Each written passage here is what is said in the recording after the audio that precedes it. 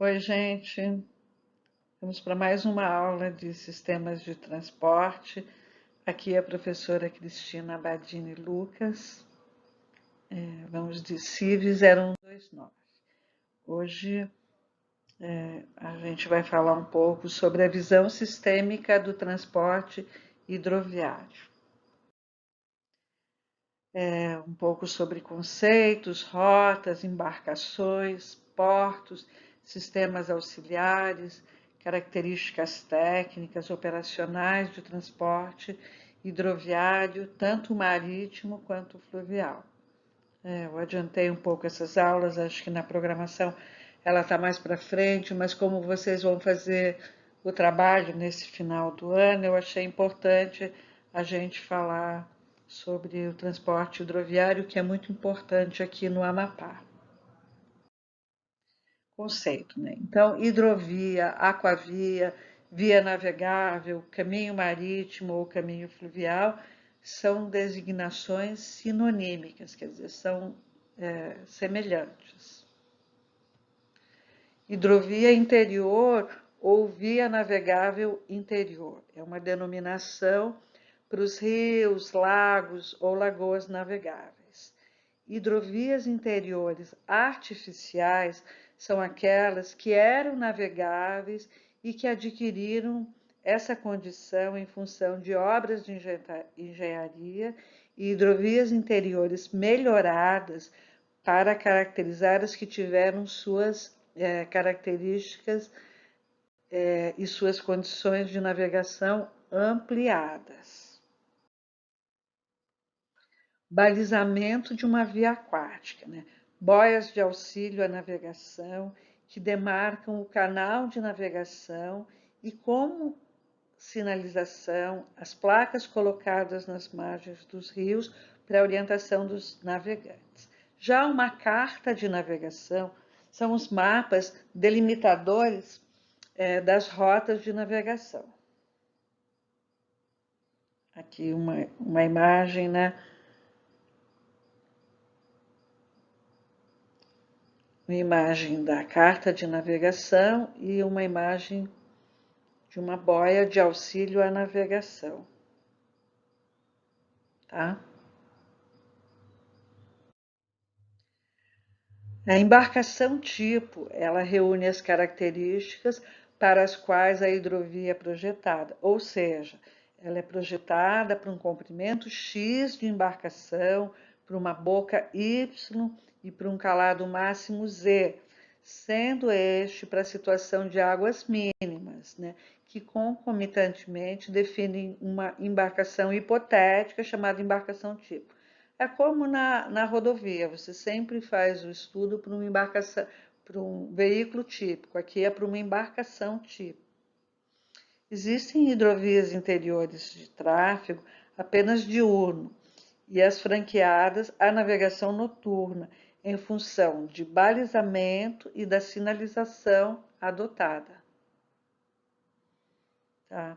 Então a gente está vendo aí uma embarcação, né, onde fica a linha de água, essa linha vermelha, né, o comprimento entre as perpendiculares, o comprimento na linha de água, o comprimento de fora a fora. Né?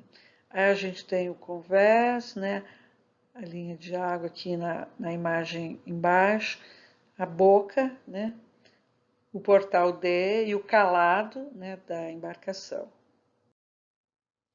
Sistema, a estrutura. Né? Vamos ver um sistema aquaviário é composto de vias e terminais. É como também na rodovia, né, ou na via urbana. Você faz a viagem, né, por uma via e você encerra ou inicia a viagem num terminal. Hidrovia, aquavia, via navegável, caminho marítimo ou caminho fluvial são designações equivalentes que representam os caminhos pelos quais a embarcação trafega em rios, lagos e oceanos. Os portos fluviais e marítimos são os terminais que servem à navegação do interior pela costa brasileira ou as ligações entre países via oceano. Conforme o tipo de via, o sistema aquaviário brasileiro pode ser dividido basicamente em dois subsistemas de transporte. O fluvial, né, que utiliza os rios navegáveis, e o marítimo, que abrange a circulação na costa atlântica, e o lacustre, aquele realizado por meio de lagos. Eu falei em dois subsistemas porque o lacustre ele é bem mais reduzido, tá? Então, os principais é o fluvial e o marítimo, gente, no Brasil, né? É aqui uma imagem, né, do rio, das embarcações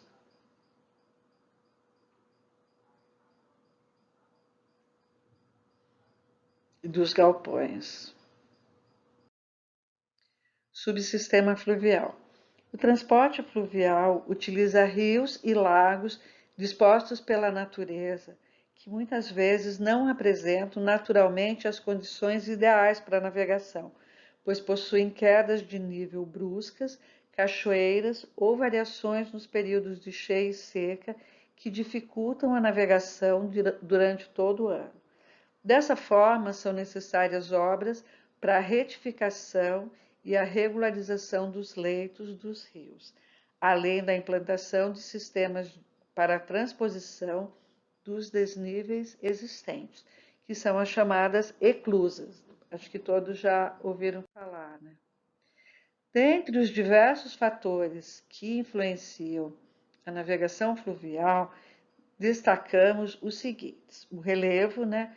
Enquanto os rios de planície são ótimos para navegação, os de planalto costumam apresentar cachoeiras.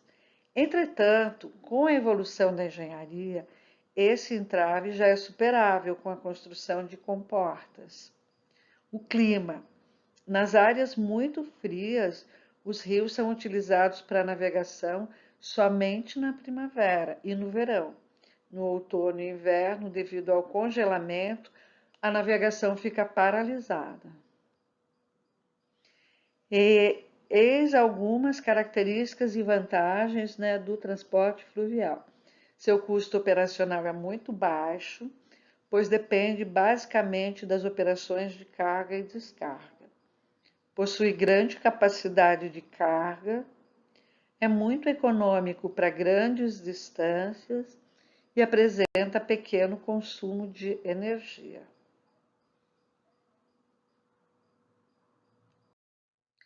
Divide-se em dois segmentos principais, né? O subsistema marítimo, a navegação de longo curso e a navegação de cabotagem.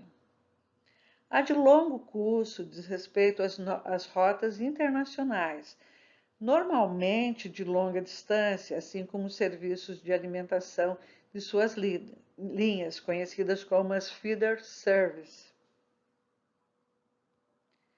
A navegação de cabotagem é destinada à realização de viagens ao longo da costa brasileira. Os portos marítimos são os terminais onde ocorre a maioria dos processos administrativos, operacionais e de fiscalização dessas atividades. Navegação realizada entre portos brasileiros e estrangeiros. Navegação de apoio portuário, né? Vamos ver aqui outros tipos de navegação. Então, a navegação de apoio portuário é realizada exclusivamente nos portos e terminais aquaviários, para atendimento a embarcações e instalações portuárias. Navegação interior é aquela realizada em hidrovias interiores, em percurso nacional ou internacional. Navegação de apoio marítimo é realizada para o apoio logístico a embarcações e instalações em águas territoriais nacionais e na zona econômica, que atuem nas atividades de pesquisa e lavra de minerais e hidrocarbonetos.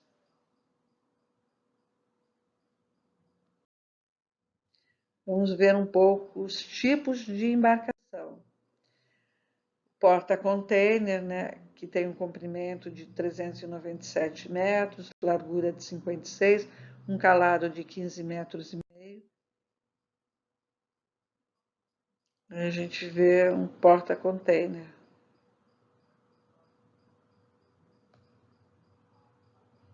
Tá?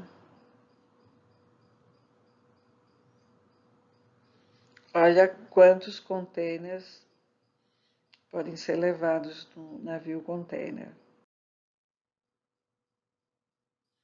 Aqui mais imagens, né, do porta-container, dos containers, né?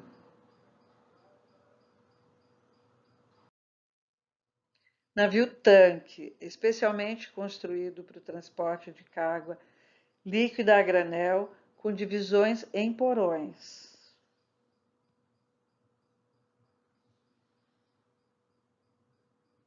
Aqui os navios tanque.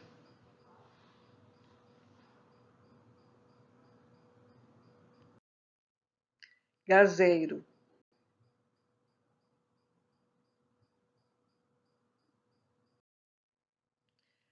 Rolon Roloff. São navios de carga construídos para o transporte de cargas móveis, assim como automóveis e vagões ferroviários. Bem bonitos, né?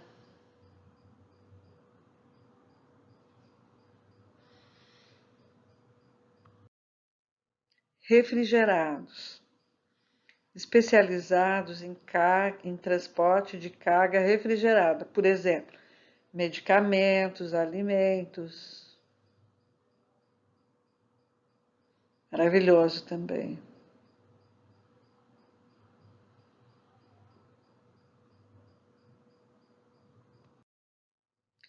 Rebocadores.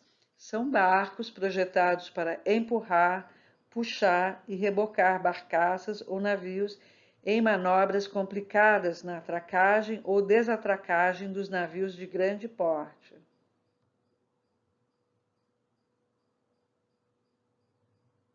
Tá? Acho que vocês também já viram rebocadores aqui no Porto de Santana, né?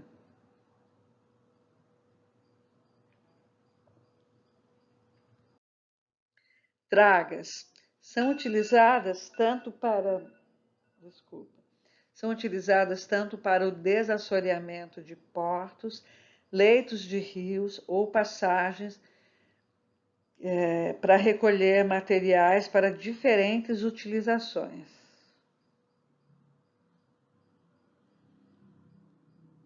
Aqui as desassoreamento.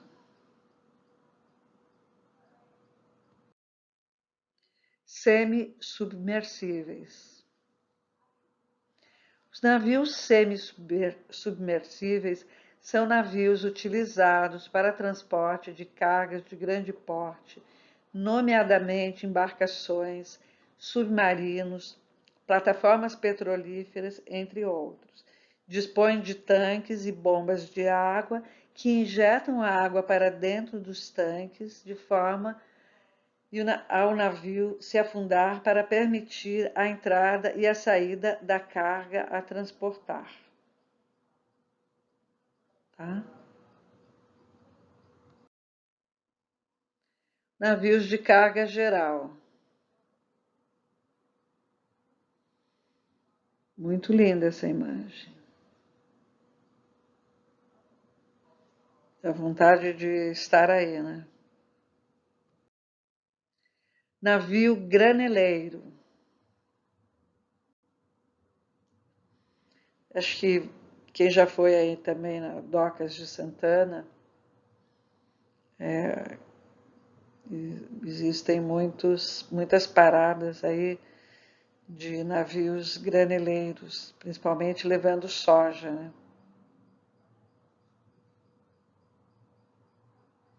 A soja tanto do centro-oeste quanto daqui do Amapá também. Balsas ou chatas, né? São navios de fundo chato, né? E com um calado pequeno para navegar em águas com pouca profundidade.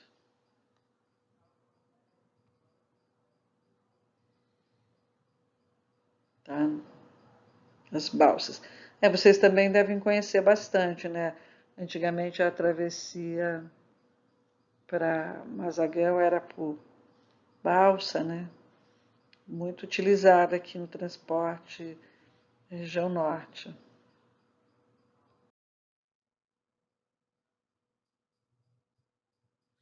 Aqui, gente, um mapa com as principais hidrovias, com as eclusas, né?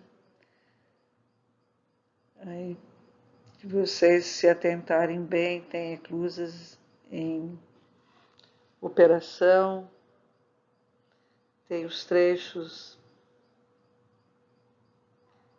navegáveis em cheias, tem os trechos navegáveis na vazante, tá? Pode ver que a região norte, ela é bastante rica, né, em hidrovias.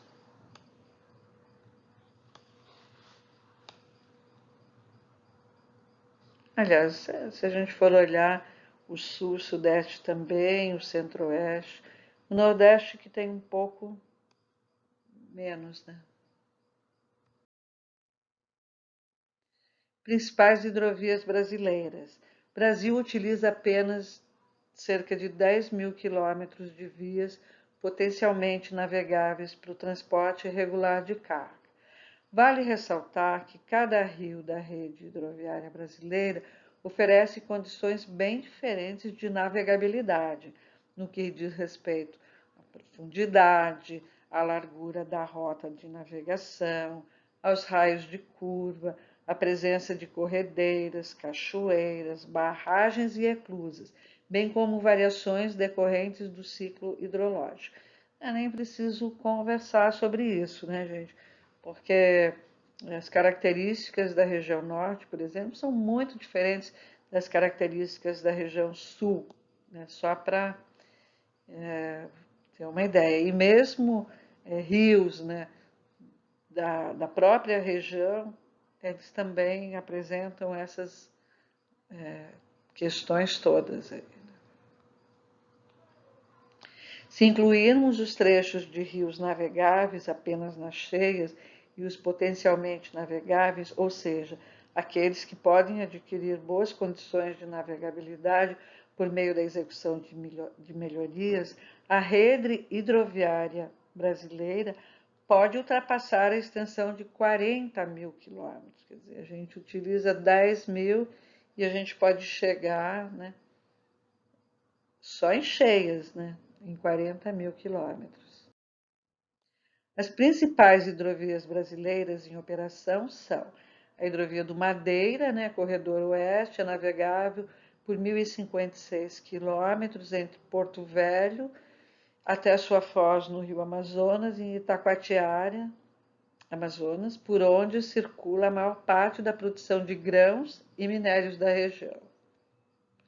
A hidrovia do São Francisco, né, corredor São Francisco, de Pirapora, em Minas, a Juazeiro, na Bahia, tem 1.371 quilômetros de vias navegáveis que transportam 170 mil toneladas anuais de carga. A hidrovia Guamá-Capim, que é o corredor Tocantins-Araguaia, tem 2.250 quilômetros de rios navegáveis, 580 quilômetros no Rio das Mortes, 1.230 quilômetros no Rio Araguaia, 440 quilômetros no Rio Tocantins. A área de influência da hidrovia abrange vários municípios, destacando-se Paragominas, né, Pará, São Domingos do Capim, no Pará, e São Miguel do Guamá, também no Pará. A hidrovia Tietê-Paraná, né, que é um corredor transmetropolitano do Mercosul e do Sudoeste, maior em extensão e volume, né, ligando Conchas, em São Paulo, no Rio Tietê, e São Simão, em Goiás, no Rio Paranaíba até Itaipu, no Paraná. Atinge 2.400 quilômetros de via navegável e 5,7 milhões de toneladas por ano de cargas transportadas. A hidrovia Paraguai-Paraná, um dos mais extensos e importantes eixos continentais, de integração política, social e econômica. Ela corta metade da América do Sul, servindo a 5 países, né? Brasil, Bolívia, Paraguai, Argentina e Uruguai, desde a cidade de Cáceres, no Mato Grosso, até Nova Palmira, no Uruguai, totalizando 3.442 quilômetros. No trecho brasileiro, totaliza 1.270 quilômetros. Estão sendo adotadas medidas para a implantação das hidrovias do Tocantins-Araguaia e do Tapajós, ambas de fundamental importância para a produção agrícola da região centro-oeste, que pode assim ser encaminhada aos portos do norte do país, com grandes reduções de custos de transporte. Isso nos interessa muito, né, gente? Principalmente o que já está, o Porto de Santana conta muito com essa carga de soja, principalmente do centro-oeste brasileiro. Subsetor portuário. Aqui um mapa, né, dos principais portos.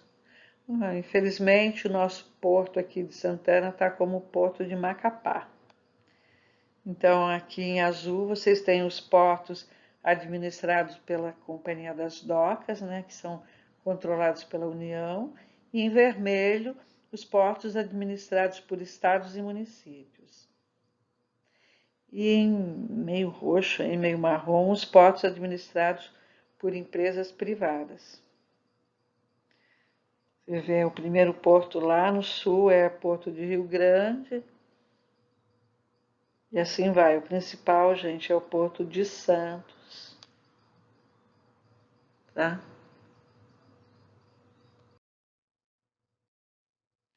As principais rotas, né? Cada conjunto de comportas, né, no Canal do Panamá é acompanhado por bacias de reutilização de água de dimensões de 430 metros, 70 de largura e 5,5 de profundidade. Tal arranjo permite coletar gravitacionalmente a água utilizada no tráfego pelas comportas num reaproveitamento de 60%. Então, aqui é um Canal do Panamá. Tem o Canal de Suez, né, que está unindo a África à Ásia, né, e o Mar Mediterrâneo, né. Olha a grandeza, né, de cidades portuárias. E aqui o Oceano Pacífico e o Oceano Atlântico. As características operacionais do sistema de transporte hidroviário, a gente tem as vias, os veículos e os terminais. As vias, né, existe uma vasta variedade de condições de navegação. Essas variações podem determinar a adequabilidade de uma embarcação para enfrentá-las ou ainda a viabilidade da prestação de determinado serviço, sem que seja afetado o aspecto como confiabilidade e segurança pretendidos. As variações podem ser geográficas, né, onde, por exemplo, a simples variação da latitude implica maiores ou menores amplitudes de marés, as hidrográficas, né, onde podem ser verificadas mudanças nas correntes de influência, predominantemente na possível hidrovia, e as geomorfológicas, né, que implicam as variações nas características de propagação das ondas de influência das correntes e ventos predominantes. Os veículos, né, a diversidade de condições possíveis para cada situação em que se pretende utilizar o transporte hidroviário, é um dos fatores que dificulta o processo da escolha do veículo mais adequado. A seleção dos veículos que possam trafegar nas hidrovias é realizada de forma que os mesmos atendam às restrições de calado, de correntes, de vento, de ondulações, entre outros fatores da hidrovia. Na escolha são considerados fatores de demanda do sistema de transportes, isto é, a definição das embarcações que são compatíveis com o nível de serviço e qualidade de serviço desejado pelo planejador do sistema. Paralelamente, é necessário avaliar as questões operacionais das embarcações, por exemplo, o consumo de combustível de uma embarcação é proporcional à velocidade desejada e também proporcional à capacidade de transporte. Portanto, o balanceamento entre os fatores operacionais e as necessidades do sistema de transporte é definidor da utilidade do sistema. Ainda sobre os veículos, né, a gente já viu, né, anteriormente as balsas, os aerobarcos, os catamarãs, os overcrafts, as lanchas e outros, né, formas básicas de seleção e adoção de embarcações para o transporte de passageiros, né. É buscar e utilizar embarcações novas disponíveis no mercado, é buscar e adaptar as embarcações já operantes, destinadas ou não ao transporte de passageiros, ou desenvolver embarcações específicas para o sistema de transporte em questão. Independente da estratégia de escolha da embarcação a ser adotada, existem características obrigatórias para aquelas destinadas ao transporte de passageiros. Essas características são ditadas pela Marinha do Brasil. Os terminais representam os pontos inicial e final das linhas e são configurados fisicamente por todas as estruturas de suporte necessária para a efetivação de um serviço de transporte. No desenvolvimento dos terminais, deve ser considerado o aspecto comum a todo projeto de passageiros e aspectos específicos de uma eventual necessidade de terminais de integração intermodal. Alguns aspectos são a coordenação, capacidade desejada, modal a serem utilizados, comodidades para os passageiros, integração desejada, localização e níveis de serviço. Uso do solo. Uma das grandes vantagens dos terminais urbanos hidroviários de passageiros é que estes não irão competir por espaço com os tradicionais sistemas de transporte, nem com a travessia de pedestre. Os terminais destinados a atender o modal hidroviário desfrutam desse poder de transformação sem maiores penalidades. Ainda sobre os terminais, as vantagens: baixo custo de operação por passageiro, alta previsibilidade do tempo de viagem, elevada segurança pessoal quanto a acidentes, reduzido índice de poluição por passageiros, capacidade de integração e desenvolvimento de regiões litorâneas e ribeirinhas, inclusive o incentivo às atividades turísticas, adequabilidade ao sistema de massa, investimentos em infraestrutura baixos e passíveis de serem compartilhados com outras modalidades multimodais. Os pontos críticos são o custo de capital alto para as embarcações e o custo de combustível por milha elevado.